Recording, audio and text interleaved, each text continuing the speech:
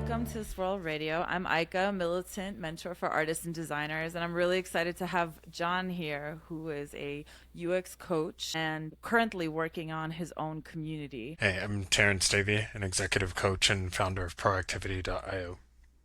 Hi, I'm Tealeda Nesbitt Porter, UX practitioner and founder of Savvy Bison, and with allergy eyes. I'm John calling in from faraway land in Australia, and as you mentioned, still trying to work out what my title is, but happy to go with UX coach and consultant for now.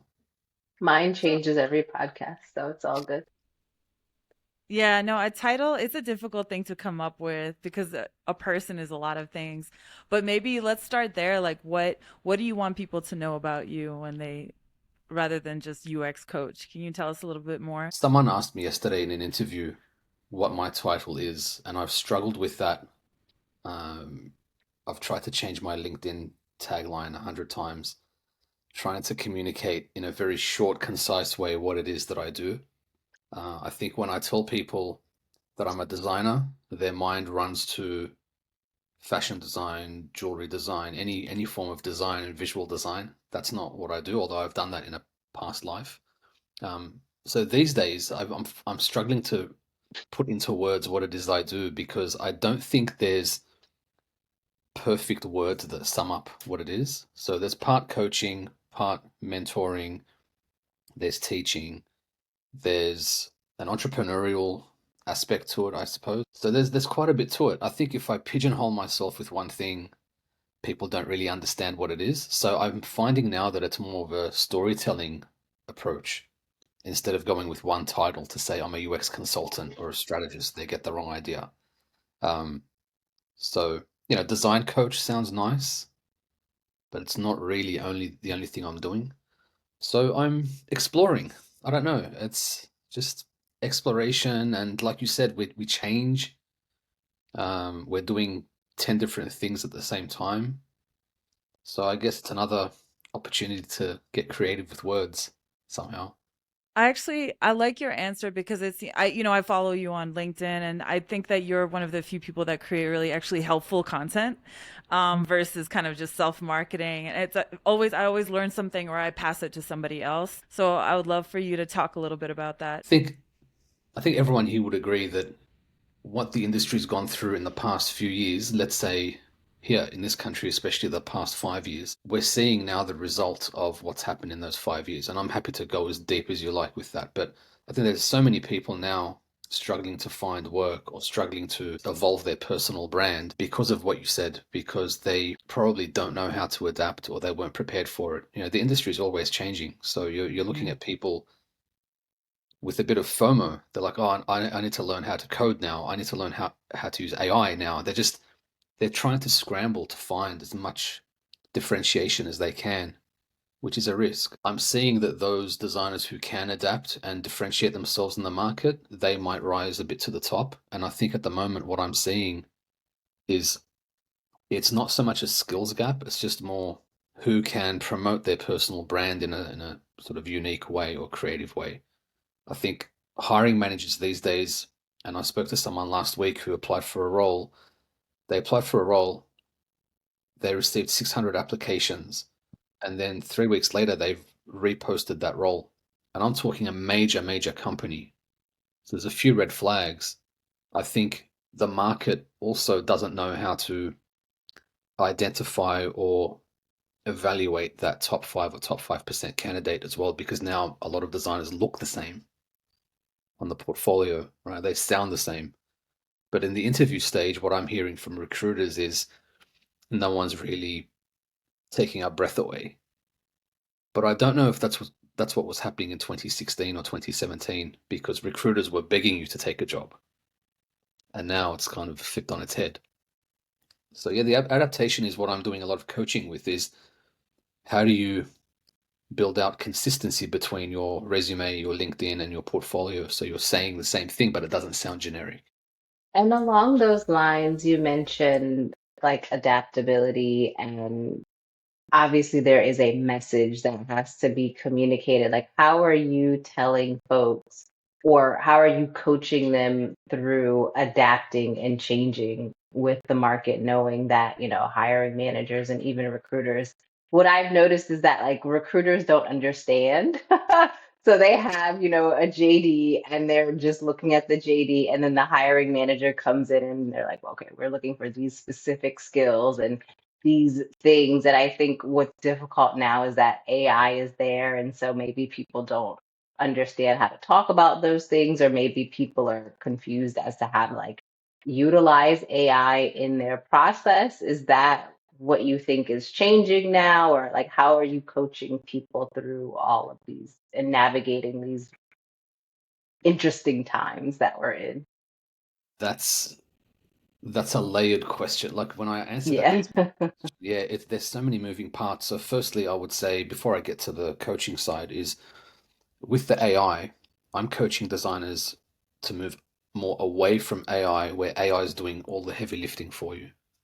So that's part of the problem now. And I'll tell you this completely openly, is over the past few weeks, I've been coaching some designers, and it doesn't matter which seniority level they're at, let's say juniors, senior, and even master's students, and they'll share their resume with me. Their resumes read like a literary masterpiece, like it reads so well on paper, but when you speak to them, they struggle to articulate one or two bullet points, basic questions of, hey, what was the outcome of this project? Or, what was your contribution? Just a basic question, because AI has done the heavy lifting for them. AI has written it for them. So I'm steering them to move a little bit away from AI doing the writing, and Mhm. I'll talk to you about how I'm sort of crafting that with them. That's one thing. The other side I'm seeing is with when you mentioned the JDs, depending on the organization, the JD itself sounds quite generic because the hiring manager is at the mercy of the HR team. So the HR team gives them a template. If I'm a VP of product or a design lead, I can't actually write that JD myself. I have limited influence or power to write the JD myself. And I'm hearing quite a bit from the recruiters and the design leads, let's say, who are saying, "Yeah, I'm hiring a senior product designer." We all assume they know how to do the basics. So there's no magic in that JD. But what I'm looking for is this one key attribute. Let's say what someone said to me a few days ago: I need a low ego designer, a senior who can come in and coach a couple of juniors. And when she said low ego, I haven't heard that in years. I was going to ask you, what does that mean? Okay, so low ego to me is always a flag, an alarm bell that the design maturity in that organization isn't quite there yet. So low ego means you come in, you might be pushed around a little bit, You're you going to might be fight. frustrated. There's some shortcuts, like we've all experienced. Um, and so you have to have a certain level of resilience and not be emotionally attached to your work. That's low ego. And I think that was their way of saying we're looking for a senior who has thick skin and is able to sort of wear multiple hats and get the job done. So my point is that in the JD, those bullet points don't actually always outline exactly who they're looking for. And so hence we're seeing so many of those jobs reposted. Or now what I'm going through, which I guess is a separate conversation, is internal recruiters reaching out to me and asking me if I have any candidates I can send their way. Right? These are senior tech recruiters at US companies that you all know and you probably already use. So there's a shift there, right? So to your question about how I'm coaching, I'm finding at the moment I'm running some type of skills audit or skills mapping exercise firstly Mm. to get the designer out of their own head.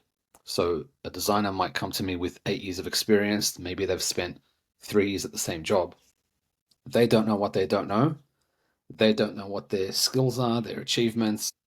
So a skills audit and skills mapping exercise is a simple whiteboarding, collaborative type of post-it note exercise where we talk about their skills, talk about their achievements, their wins, their blind spots, whatever it may be. And then from that, we can set a foundation to say, okay, so where do you want to be?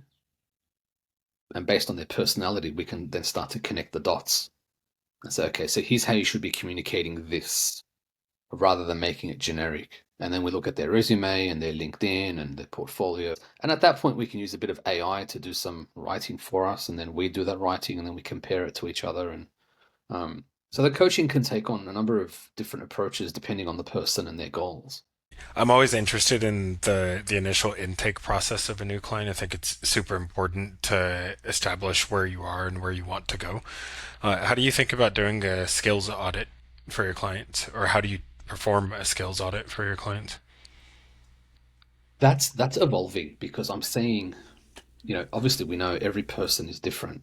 So if I'm working with a master's student, like the other day, there's a master's of HCI student from UCLA. What does HCI mean? Oh, human computer interaction. Um, so the approach with her, the conversation with her is different than with the senior product designer who's had 10 years of experience at Venmo and PayPal, for example.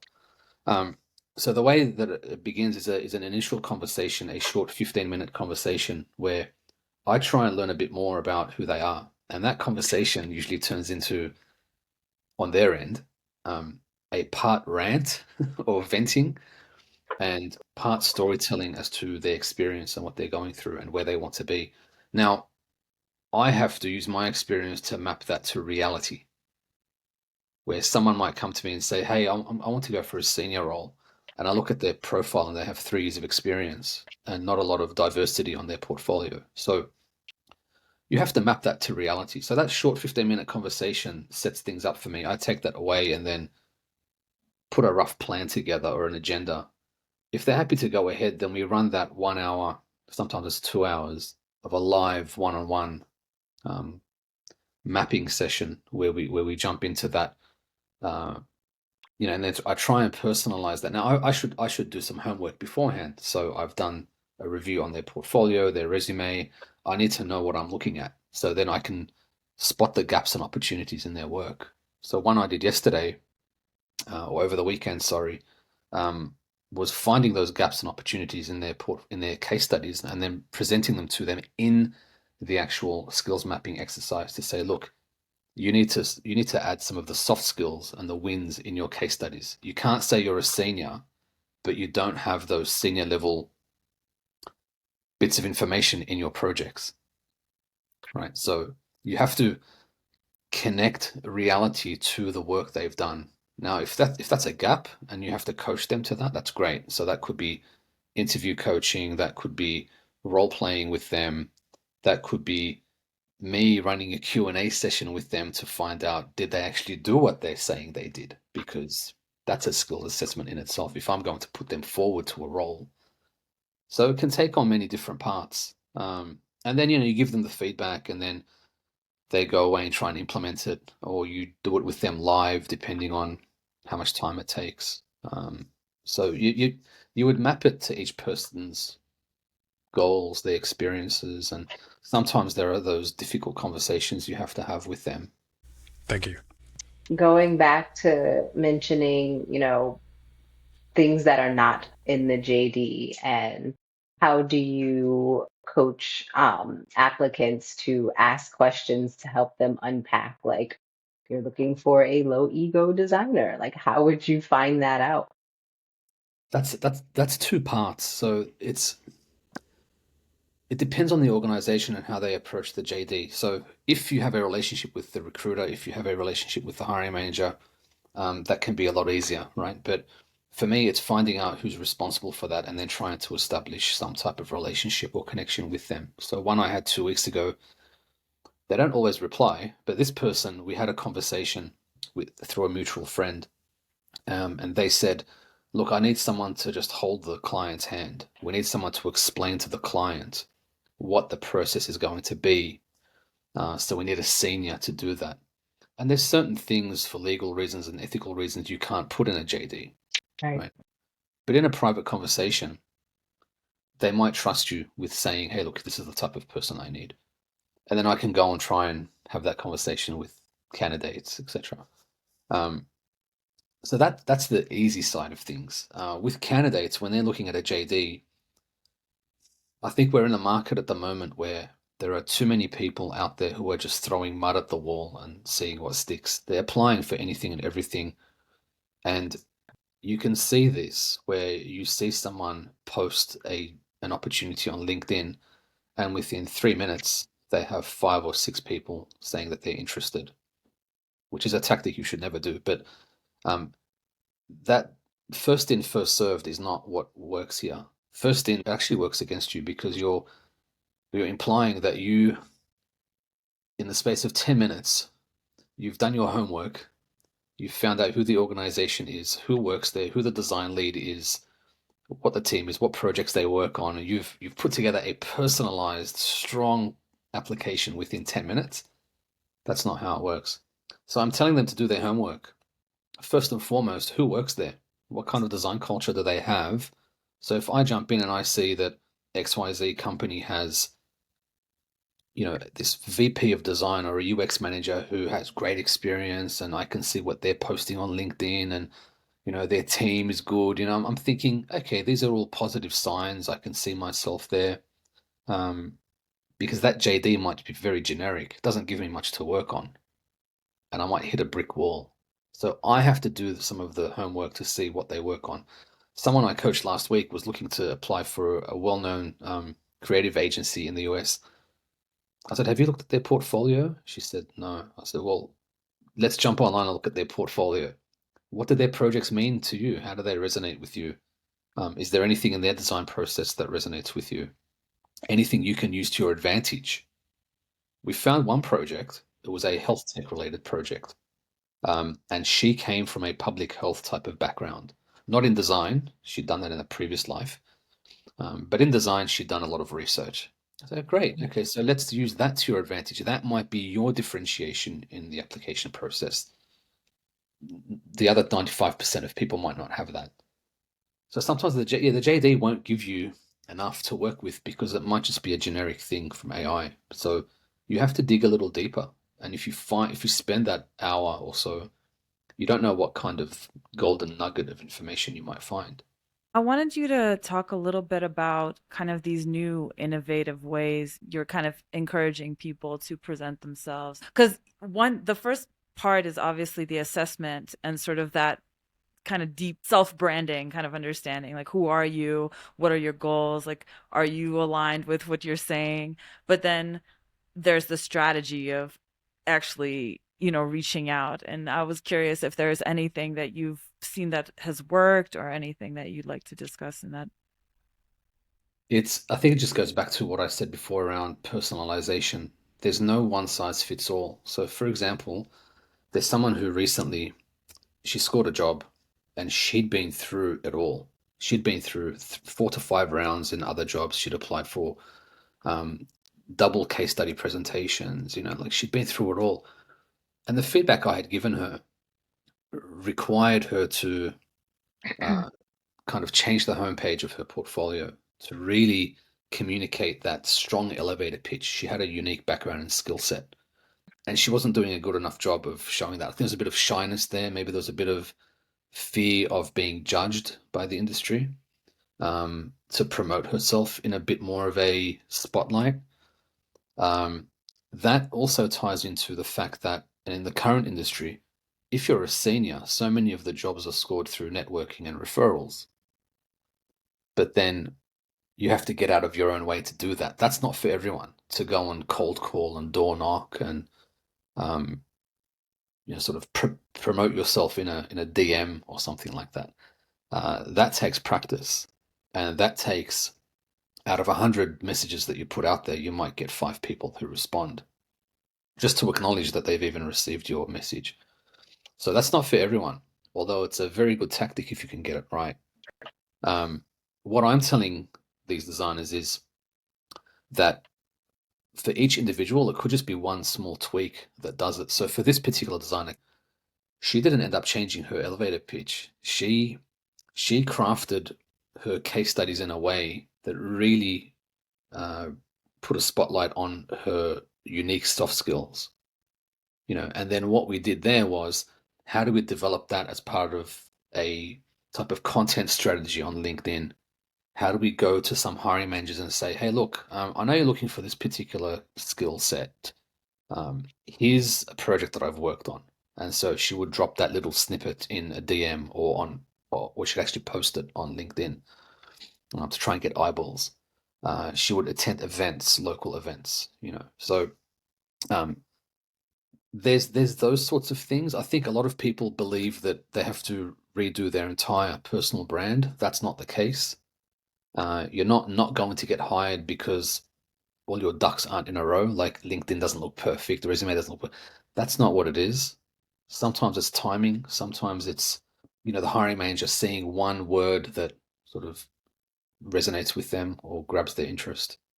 And then don't forget the other layer to this as well is what's involved with the application process. So the four of us might all advertise a job for our respective companies, but the application process itself might be different.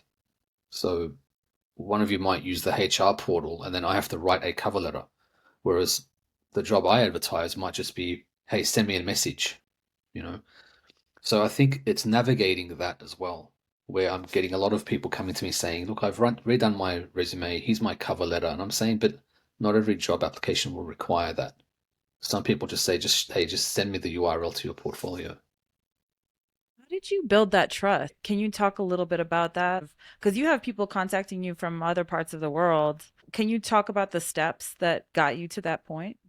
97% of the people I work with are overseas, and 95% of those are in the US, just as a fun fact. I think firstly is given my background in design and building teams and running teams, and then on the education side, we know what it takes for both sides. Like we know what it takes, right? So having those open conversations and you establish that rapport with people, that foundation of a bit of empathy, but also you can kind of see where they're headed. Like within 5 minutes, I can tell you where a designer should be. And I say this to people. I say, you're applying for the wrong role. You should be in a strategy role. You should be in a research role. You should be in a role where you're a design founder, right? You don't deserve to be in a 9 to 5 corporate setting. Like you can see that after a while. And I think what's resonating with people is that sort of maybe it's the Australian way of being brutal sometimes. I don't know. But it's that honesty sometimes, or what you said in the beginning, that maybe there's a message out there that they're not seeing from others. There's a lot of generic messaging out there, but I think I'm just doing that no BS type of approach because my goal is, and this is what it all comes down to. My belief is that we need more smart people to be in this industry. We need more, and I'm saying smart, but we need more capable problem solvers to be in this industry. And if I can contribute to that and see this person has great potential, I can get them in there. So for me, it's also being a coach where you're kind of trying to lift that person up because they're coming to you almost beat, like down and out. Hey, I've applied for so many roles. I'm being ghosted, generic rejection emails. I'm in the 5th round here. I'm in the 4th round here, and my head's about to explode, right? So I've heard it all before. So I think for me, my approach is just that understanding, but also giving them that brutal honesty, but showing them that, you know what, I really want you to be in the industry because the industry needs someone like you. And the other side to what I'm doing is there are some times where I have to kind of reject someone and not work with them. And that's a tricky part because I see so many people coming in, they don't have the profile, they don't have the work experience, and they still think it's 2016. They think we're still booming. The industry's changed. It's not 2016 anymore. So I don't know if that answers your question exactly, but and I don't know how much you want me to get into it, but there's quite a bit to it. I see so kind of what you're saying is even from the beginning, you offered kind of free advice, just coming from your heart, coming from your experience, and just through word of mouth and kind of your honest posting, you started developing sort of a following. And I'm Well, assuming it's also the organizations you worked at and your background. Is that well, right? you have to. I mean, look, how did we all meet? My whole thing is we're so far disconnected from each other that if we don't do something, we'll never meet each other, right? It's like, I give that advice to young people. I'm like, if you want to get married, how will you meet someone if you're sitting in your bedroom on a screen? How will you establish that human connection? So how you and I met was through that. Like you said, there was, you and I met online on LinkedIn. There was something there, we connected, and we've established this sort of platform of common goals. And I think there's not enough designers out there. And what really hurts me is that I'm seeing smart, capable people who are too afraid to put themselves out there. So they need a coach like us. They need someone there to sort of, maybe it's that one word that breaks them out of their shell. Maybe it's that one small exercise that gets them believing in themselves. You know, when I have designers sitting in front of me with 15 years experience and they're crying, they're in tears because they're saying things like, and this is personal to them. They're saying things like, I've been out of work for a year. My family depends on me. I need to put my children in a better school. Like whatever their goal is, that's not related to design itself, but that's a connection that we can kind of share. That's that human side of things that we're missing. And the industry is very cold to that, right? Rejection emails, generic rejection emails or ghosting doesn't consider that context because they don't need to, right? They don't know who this person is, but we know who this person is. So I guess that's what it is. I've seen that, and I have my own thoughts and opinions about the industry and some people within it. So some of the gatekeepers. I just think if we can chip away at that and contribute to a bit of that change and not accept that the industry isn't what it was. Can you elaborate on the gatekeepers just really quick? Just tell us a little bit about that. There's a school of thought out there with certain people. I'd say I've seen it here in Australia. We have that, what we call this, it's a syndrome. We call it the tall poppy syndrome. It's essentially gatekeeping in a way of jealousy. So what I would say is, for example, when we saw a lot of the tech bootcamp graduates enter the industry, a lot of the career changes, there's a school of thought where it was, why is it so easy for these people to come into our industry? Because these senior people, they've been in the design industry since they left school. So they haven't changed career. And they're seeing tech boot camps build out these programs so that these career changes can come in. What they didn't realize is that so many of these career changes that I've worked with and I've taught are bringing in a wealth of experience and transferable skills into the industry that we've been lacking. Like I did design straight out of school, but I didn't bring in business skills with me or communication skills. I just brought design skills, and then the rest of it I had to learn. These people are bringing in, the former finance manager at XYZ company, that can bring in these valuable skills. So that sense of ownership and jealousy or gatekeeping was that they want to, maybe it's a bit of fear, but not allow or not open the door to someone who's going and studying a short course or a boot camp or something like that. We still see a bit of it today, right? And there's quite a few people who you read some of their content and they're kind of like approaching it with that "I told you so" mentality in their posts of, I told you this would crash and burn. All the people that are out of work now are the bootcamp grads or the people who thought the industry would roll out the red carpet. I see that every day. So at the same time, I can show you so many success stories to prove that that's not the case, right? So gatekeeping in that sense, gatekeeping in that if they see that you have a resume, even though your portfolio is great, and I had a candidate 2 weeks ago who went through this, great portfolio, great personality, very well presented, but on her LinkedIn, it says that she attended, ABC Bootcamp in 2017. They don't want that because, I'm not saying all, but there's certain people that don't want that because they feel that you were taught the real watered down version of what design is, and you don't deserve to be in this company. We only hire true designers, So you still see a bit of that.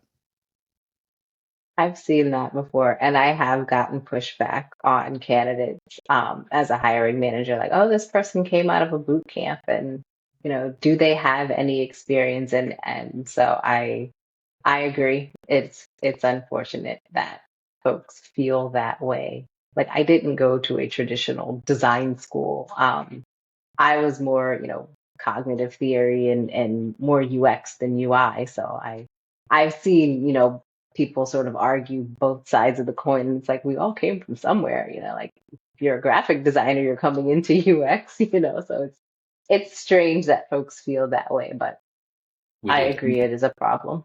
And the other thing that people forget as well is, if I can just elaborate on that, is that in our industry, it's a numbers game. I think there's an assumption that anybody who attended a particular design school or boot camp would make it, and that's not the case. Like I've seen the schools I've worked with and the boot camps I've worked with, not everyone makes it, obviously, right? That's not what they're for. They're not guaranteeing 100% success and 100% entry into the industry. The good candidates will rise to the top. They'll have a long-term successful career, and I've seen that in any class. You'll have 50% will be capable, 50% will struggle, but there's 10% that will really make a difference. And then some of them will go on contract, some of them, but I can show you so many people who are now running research teams and design teams, and they were always meant to be designers. And this is the other thing, is that, and I guess it leads to your initial point, that everyone's a designer, but in childhood, we're all creative and messing around with crayons and whatever it is, messing around the house. But then somewhere along the line in adulthood or teenage sort of life, we lose that creativity because it's taken away from us. And then one of the reasons why boot camps succeeded at that point was because they're allowing adults to reignite or rediscover their love for creativity. That's what it was. So a lot of these people were born creative, or they were creative at one point. They had to choose a career path. And then here they are at 30 years of age thinking, you know what, I want to do something more creative. Let me go and change careers. So they're a designer at heart. And so the industry provided a pathway. And I think a lot of people forget that. Yeah. And I think the other thing that people don't understand is that boot camps are hard. Like if you are in a full-time boot camp and you're working, it's difficult. I taught a 6-month boot camp, and like just the amount of time and energy that goes into having a job, a family, and participating and meeting with your teammates, your other, students, it's a lot of work. So that is a real commitment, and it's expensive depending on, what one you go to. So it's really challenging. Can I tell you a short story just about that? Yeah. Yeah. And look, by the way, there's a reason why, and you're right, there's a reason why a number of boot camps that I've worked with had counseling services and mental health services. There's a reason why there's that. I had this student. He was in a part-time UX boot camp, and in the US, in like the middle part of the country, and Mhm. we'd have weekly sessions together, and the sessions were always at 10 p.m. his time, and he'd be sitting there, dark room, like Mhm. really dark, and there's a soft ambient lamp just off the side of the screen, so I could see half of his face, and I can see his notebook and laptop. And then 2 or 3 sessions in, I can see behind him there was a bit of movement, and I noticed there's a bed behind him, and there's a young child in that bed asleep and tossing and turning. Right, so it's like 10:30 p.m. And Mhm. so he tells me he has a full-time job. He does the course after work. His wife works night shift as a nurse. So she goes to work at 10 p.m. Child is in bed. He jumps on the screen to talk to me once a week. His wife comes home at 6 a.m. or 7 a.m. He goes to work. Like it's that life. And his entire motivation was to um, get his child, so his child was going to start school the following year, was so he could start working and to move to a better neighborhood to put his child in a good school. Right. And so you hear those stories and you see that, Mhm. and you Yeah. realize it's not about the boot camp anymore. The boot camp is just this potential jumping sort of stepping stone to a better life. And that's what a lot of these boot camps failed to understand. A lot of the boot camps were just saying, hey, move career, but you're changing your life. It's not a career change. This will sound cheesy, but I used to run with this. It's a life change, not a career change, right? So I think for us as coaches, there's opportunity there to kind of talk to people about that. Like, what is your motivation for this? I know you're looking for a job, but what's really going on? What's the real deeper motivation? I wanted to kind of transition to what you're doing now, because obviously you've worked boot camps, you've worked as an educator. Now you're building kind of your own community. And what are you trying to innovate on in terms of UX education or just design education overall? Yeah, I've been talking about that a lot, and what I said in the beginning was still trying to articulate how, or trying to work out how to articulate that because there's so many moving parts. Um, Part of it is what I said earlier around bringing people together so that a lot of these people don't feel isolated. So many people do feel isolated. They're sitting at home and they have to apply for a job on their own. A lot of people are working from home as well, so we're not really surrounded by people. So building a community makes sense in that they could be former students, they could be people like us, and just having conversations and sharing work, whatever it may be. So I don't know what that would look like exactly. There'll be the education aspect to it too, but what type of outcome that might have, we don't know. So I keep casting my mind back to all of the great meetup events we used to have here in Melbourne and in Sydney. There were 5 or 6 meetups every week, and they were busy, right? We don't really have that anymore. Why? People do want to be together. So how do we build that community aspect? Um, the thing that I really want to work on is the sort of the education side, the skills assessment, the training side, the recruitment side of things. How can we be a part of that? So my option is to sit on the sideline and keep complaining or jump in and try and do something. So coaching is good, but I don't see, and again, being completely honest, I don't see long-term value in me just coaching individuals if the industry is the same. Like, if there's no change to the industry, what is the point of me just coaching people? And there's only one of me. So how many people can I coach per day? 4? That's not sustainable, firstly, and I don't think it's going to give these people long-term value because they're going into an industry that A, isn't welcoming to some people or isn't set up with that design maturity. So it's good for me because I can say I've had 100 people go into the industry. But again, long-term value, that's not going to be satisfying for me. These things happen organically. Through my work with teaching and coaching, so many of those people now, that network is built organically. So I'm having former students come to me and ask me if I know anyone who's looking for work. And I have people coming to me asking if I know anyone who's hiring. So that community aspect is already there, happened organically, but how do I formalize that to make it my own brand? And what will the offering be? Um, some of the gaps I'm seeing at the moment is in the, I'll say skills assessment, but let's say you're a designer and you've been at the same place for 3 years. What happens to you at the end of that 3 years? Nothing.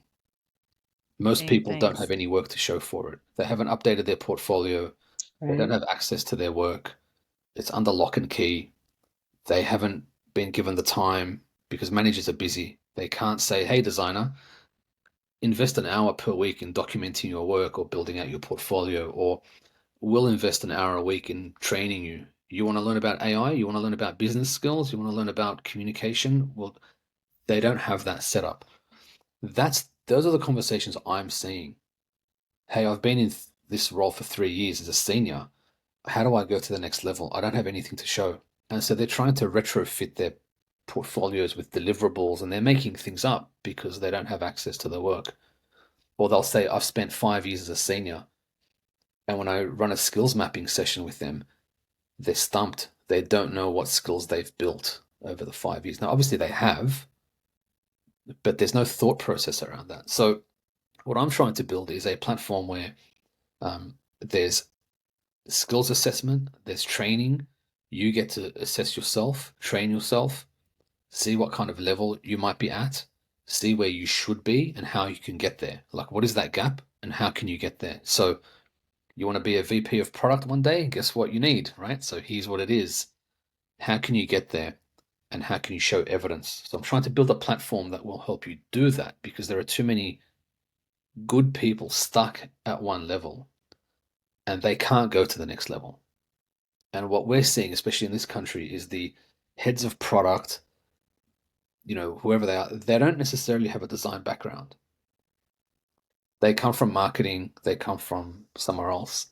I don't see someone's track record as an experienced designer or a strategist or a product designer, and then one day they became VP of product or VP of design. We don't have that. Yeah.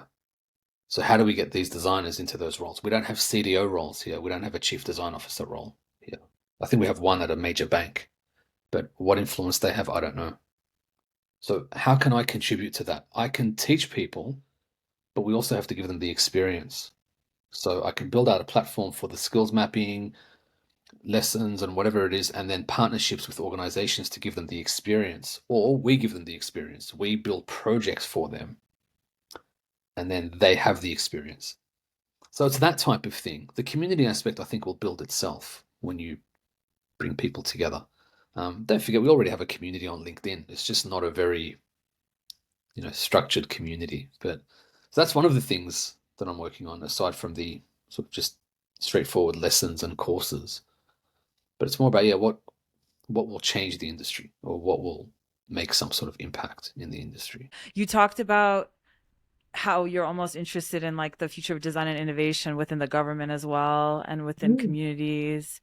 Can we go into a little bit into your sort of philosophy around the big picture of the future? Because design, it's going through a shift right now, right? You have to be very, very good. You can't just be okay. You have to be very, very good, in my opinion. That's just my perspective. I think there's